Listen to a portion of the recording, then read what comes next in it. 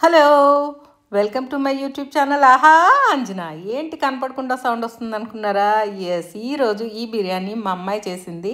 తను ఇందులో కొంచెం ఏమంటారు సిద్ధాస్త్రాలు అనమాట. ఇది వచ్చి మొగలాయి చికెన్ బిర్యానీ. తను చాలా బాగా చేస్తుంది. సో మా ఫ్యామిలీ మెంబర్స్ అందరూ అది టేస్ట్ చేయాలనుకున్నారని తను చేసింది కాబట్టి ఓన్లీ రెసిపీ చూపిస్తున్నాను. తను కుక్ చేసినప్పుడు తీసిన వీడియోస్ని. ఫస్ట్గా మనం ఇలా గీ వేసుకోవాలి. ఆల్మోస్ట్ గీ మామూలు మనం ఎక్కువ వాడతాం కదా బిర్యానీలో. కొద్దిగా ఆయిల్ కూడా వేస్తాను నేను, అంటే 3/4 గీ అయితే ఒక 1 స్పూన్ ఆయిల్ లాగా.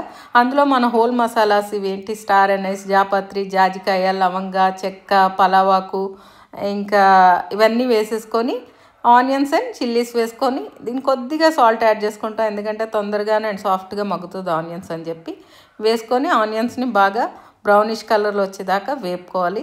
ఇలా వేగిన తర్వాత ఇప్పుడు ఇందులో కొద్దిగా పుదీనా, కొద్దిగా కాదు ఒక గుప్పెడు పుదీనా వేసుకున్నాను.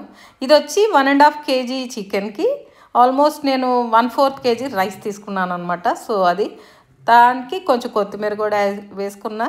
ఆ తర్వాత కొంచెం ఒక 3 టమాటోస్ ఇలాగ మనం పొడవుగా కట్ చేసుకొని అవి కూడా వేసుకొని టమాటోస్ని బాగా మెత్తగా మగ్గిపోయేదాకా వేపుకోవాలి.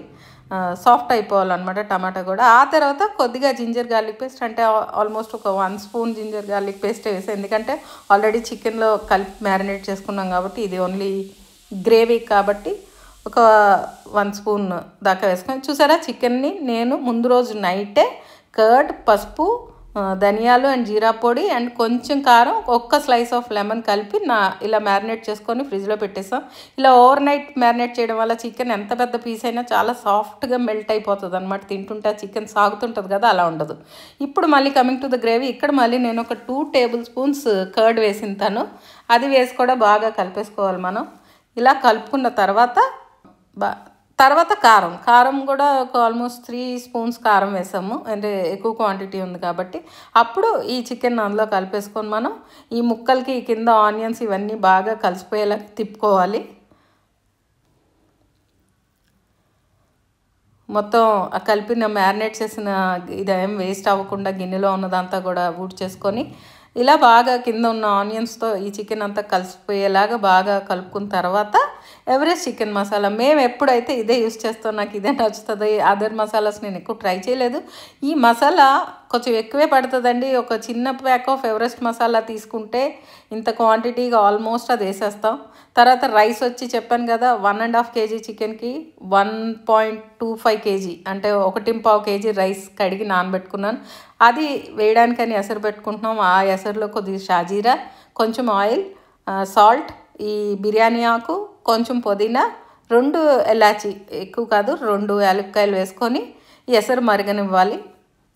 ఎసరు మరిగిన తర్వాత రైస్ వేసుకుంటాం అనమాట. రైస్ వచ్చి 80% కుక్ చేసుకుంటే సరిపోద్ది, ఎందుకంటే తర్వాత దమ్ పెడతాం కదా, రిమైనింగ్ పర్సెంట్ ఆ కూరలో ఉన్న వాటర్కి అది మగ్గిపోతుంది అనమాట. సో ఎసరు మరిగింది, బియ్యం వేసేసుకుంటున్నాము.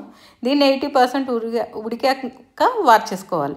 చూసారా, ఇప్పుడు ఈ చికెన్లో ఏంటంటే స్పెషాలిటీ, దీంట్లో మనం ఎక్కువ వాటర్ పోసి ఉడికించుకోవాలి. ఎందుకంటే బాగా ఉడికిపోయిన తర్వాత రైస్ వేసే ముందు మనం అందులోని గ్రేవీని అంతా తీసేసుకోవాలి. ఇది ఆల్మోస్ట్ షేర్వా కన్సిస్టెన్సీలో ఉంటుంది. నేను ఇందులో నుంచి లీటర్ దాకా తీసేసాను అనమాట షేర్వా లాంటిది. ఇది ఈ బిర్యానీకి స్పెషల్ అనమాట. దాంతో తింటేనే ఆ బిర్యానీ టేస్ట్ ఎన్హాన్స్ అయ్యి చాలా బాగుంటుంది.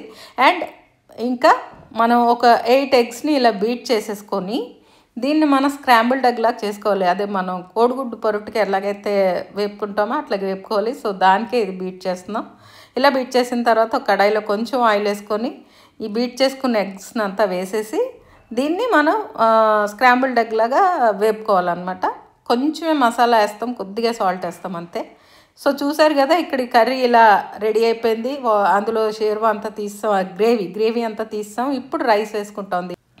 ఇలా రైస్ చూసారా పొడిగా ఉడకాలన్నమాట. ఈ మిగతా రిమైనింగ్ 15 to 20% మనం దమ్ పెట్టిన తర్వాత ఉడుకుతుంది. చూసారు కదా, స్క్రాంబుల్డ్ ఎగ్ ఇలా వేపుకోవాలి. ఈ ఎగ్స్ని వేపుకున్న తర్వాత ఇలా కొద్దిగా ఇందులో చెప్పాను కదా కొంచెం గరం మసాలా, కొంచెం అంటే 2 pinches ఆఫ్ గరం మసాలా అనుకోండి. అట్లా మనకి ఎక్కువ కావాలనుకుంటే ఇంకా ఎక్కువ కూడా వేసుకోవచ్చు.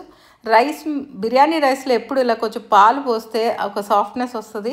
అండ్ ఆల్సో అందులో కొంచెం చూడ్డానికి ప్రజెంటబుల్గా ఉండాలని కొద్ది కలర్ యాడ్ చేసుకున్నాం, కేసరి రంగు యాడ్ చేసుకొని వేసాం. కావాలంటే అవాయిడ్ చేయొచ్చు, ఆప్షనల్ అది. ఈ పైన నెయ్యిలో వేయించుకున్న జీడిపప్పు, పుదీనా వేసి మళ్ళీ ఒక 2 స్పూన్స్ నెయ్యి కూడా వేసుకోండి పైన. దాని మీద ఈ లాస్ట్లో ఈ స్క్రాంబుల్డ్ ఎగ్ ఏదైతే ఉందో ఆ ఎగ్ని పైన లేయర్ చేయాలన్నమాట. ఇక్కడితో బిర్యానీ ప్రాసెస్ ఫినిష్ అవుతుంది. దీన్ని మనం దమ్ చేసుకోవాలి. యాక్చువల్లీ పిండి దమ్ పెట్టడానికి ఆ పిండి లేదని చెప్పి మేము క్లాత్ పెట్టి, తడి క్లాత్ గట్టిగా పిండేసి క్లాత్ పెట్టి దాని మీద ప్లేట్ అండ్ దాని మీద వెయిట్ పెట్టామన్నమాట. సో ఆవిరి బయటికి వెళ్ళకుండా. చూసారు కదా, ఫైనల్లీ రెడీ అయిపోయింది. ఈ బిర్యానీని మేము మా అమ్మ వాళ్ళ ఇంటికి తీసుకెళ్ళాము. అందరూ హ్యాపీగా 31st నైట్ మన 24కి బాయ్ బాయ్ చెప్తూ చేసుకున్న బిర్యానీ ఇది. అందరూ తిని చాలా బాగుందని చెప్పారు, అందరికీ నచ్చింది. ఈ రెసిపీ కనుక మీకు నచ్చితే తప్పకుండా ట్రై చేసి కింద ఎలా వచ్చిందో కమెంట్ చేయండి. అండ్ ఈ వీడియోని తప్పకుండా ఒక లైక్ ఇవ్వండి, కమెంట్ చేయండి, షేర్ చేయండి. ఉంటాను, బాయ్.